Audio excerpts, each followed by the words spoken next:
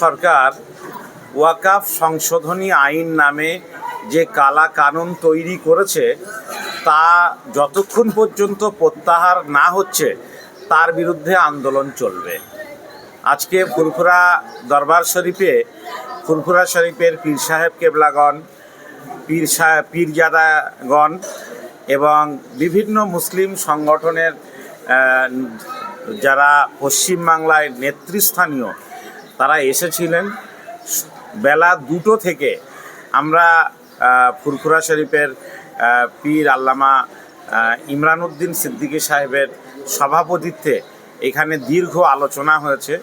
প্রায় 3 ঘন্টা আলোচনার পরে আজকে সিদ্ধান্ত হয়েছে যে পশ্চিমবাংলার মানুষের সম্মিলিত প্রতিবাদ কলকাতার ব্রিগেড প্যারেড গ্রাউন্ডেই ইনশাল্লাহ অনুষ্ঠিত হবে। যত দ্রুত সম্ভব প্রশাসনের সঙ্গে কথা বলে দিন ধার্য করে এবং দিনের জায়গার অনুমতি নিয়ে খুব তাড়াতাড়ি তা আমরা পশ্চিমবাংলার মানুষকে ইনশাল্লাহ জানাতে পারবো।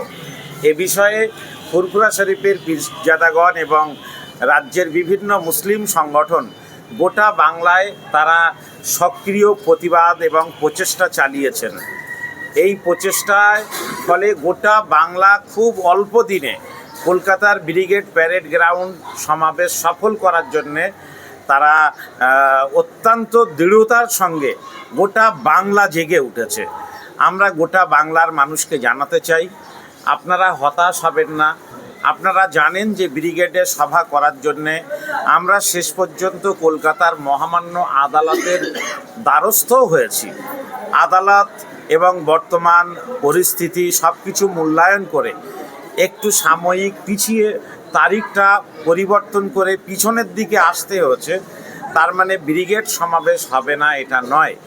আমরা বাংলার সমস্ত সংগঠক ভাইদেরকে অনুরোধ করেছিলাম যে আপনারা যারা যারা কলকাতার ব্রিগেড সমাবেশে আসার জন্যে গাড়ি ভাড়া করেছিলেন, আপনারা গাড়িগুলো শুধুমাত্র ওই দিন আসতে হবে না, তাদের যে টাকা দেওয়া আছে সেটা আপনারা ফেরত নেবেন না, ব্রিগেড সমাবেশেই আসবেন।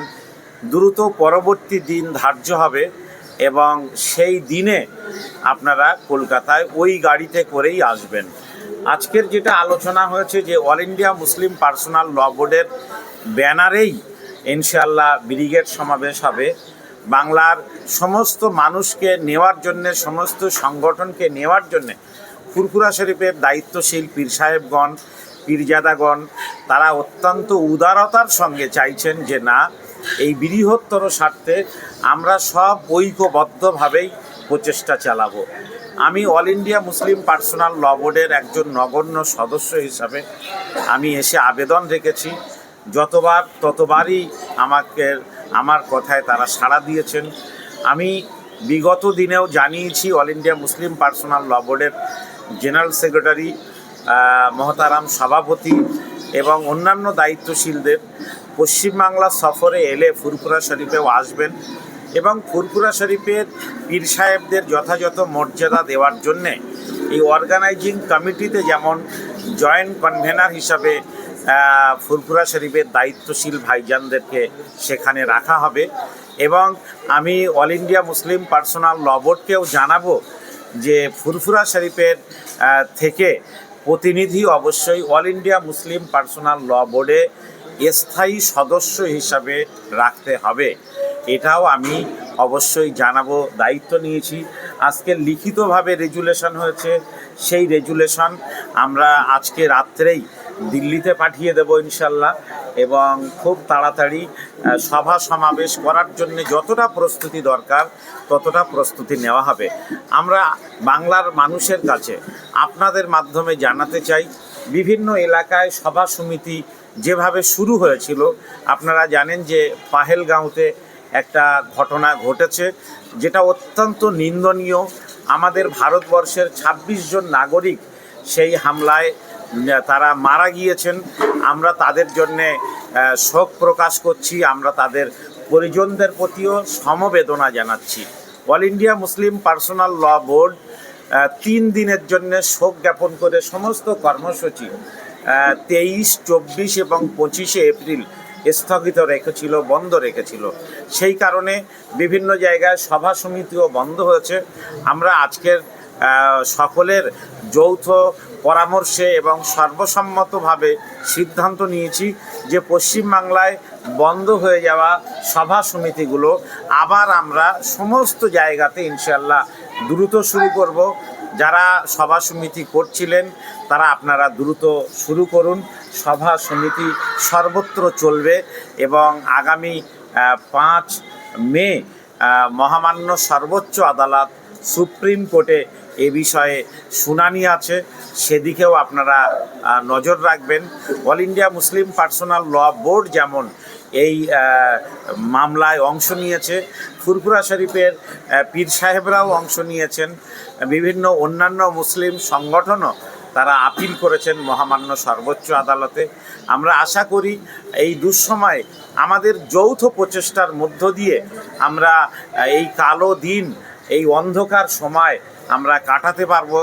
আবার নতুন করে বাংলায় এবং ভারতবর্ষে সম্প্রীতি আর সৌহার্দ্যের বাতাবরণ আলো আমরা ফোটাতে পারবো এবং আমরা আশা করছি যে এই আন্দোলন আমরা ইনশাল্লাহ কামিয়াব হব।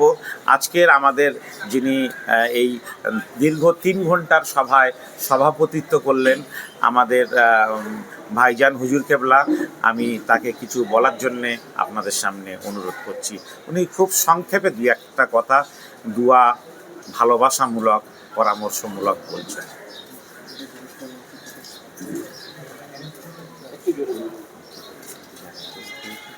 আসসালামু আলাইকুম। সকলকে সালাম জানাই, ভালোবাসা জানাই। আজকে আপনারা সকলে জানেন ফুরফুরা দরবার শরীফে বিভিন্ন সংগঠনের প্রতিনিধিরা এসেছিলেন এবং কামরুজ্জামান ভাইয়ের উদ্যোগী আজকে আমাদের এখানে একটা মিটিং হয়েছে। সমস্ত আমার পীরজাদা ভাইরা ছিলেন, আরও অনেকে বুদ্ধিজীবী, অনেক দরবারের অনেকে ছিলেন, অনেক দরবার থেকে অনেকে এসেছিলেন। আজকে 3 ঘন্টা আমাদের যে আলোচনা হয়েছে সেই আলোচনা আপনাদের সামনে আমাদের জনাব মৌলানা কামরুজ্জামান সাহেব তুলে ধরলেন। তো আমরা সেই দিকেই আমরা দৃষ্টি রেখেছি।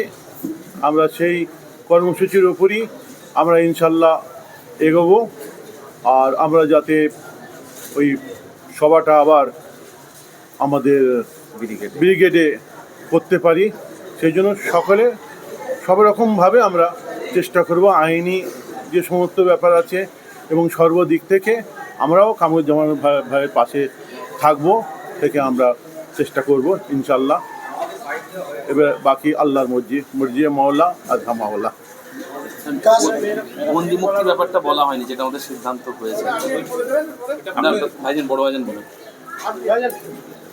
বড় ভাইজান বলেন, লেখা আছে ওতে।